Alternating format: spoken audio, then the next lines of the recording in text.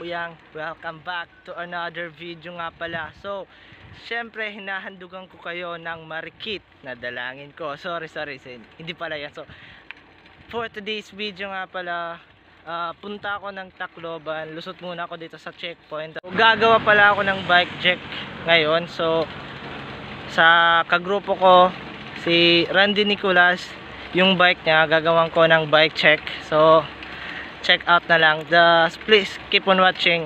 12 seconds later. Gamit ko pala ngayon yung binili kong camera sa Shopee, yung 329 na camera. So ito ginamit ko siya dito sa bike. So wala pa akong anong tawag doon, yung nasa dibdib na pangkabit sa outdoor camera na to. So papakita ko muna kung anong nangyari sa kanya.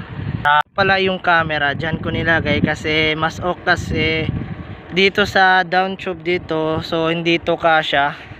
So dyan ko na lang muna siya linagay. So mamaya gagamitin natin yan. One eternity later. What's up mga kuyang? I'm Randy Nicolas from BMX Waray Pro. Oh my God! Wow! So ang frame niya pala is Colt Gateway 20 inches size, tapos 12.2 inches ng chainstay. Tapos punta naman tayo dito sa bar. This is With the People Frankenberg 4-piece bar, 9 rice. Tapos Enemy camouflage fork. Punta naman tayo sa cranks. Cranks nga pala is Primo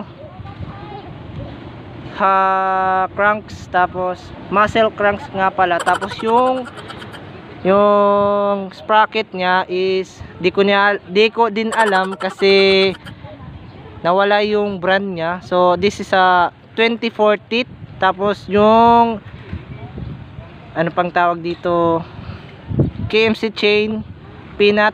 Tapos well seat niya pala is sa back is Piranha rims. Tapos Enemy Soundwave na Soundwave, Enemy Soundwave. Tapos yung front niya is Enemy female hub. Tapos rims With the People Logic na rims. Tapos yung tire niya is Innova 2.4 na tire. So ang pegs niya pala ay isa na lang. So wala na, yung nasa likod is Enemy Chromoly pegs.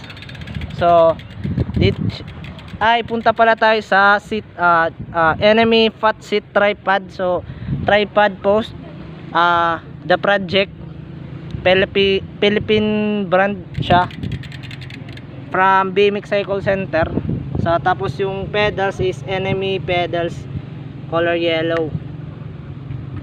So tapos yung grip niya pala is Salt, ay Fiction grips. Yan. 2,000 years later.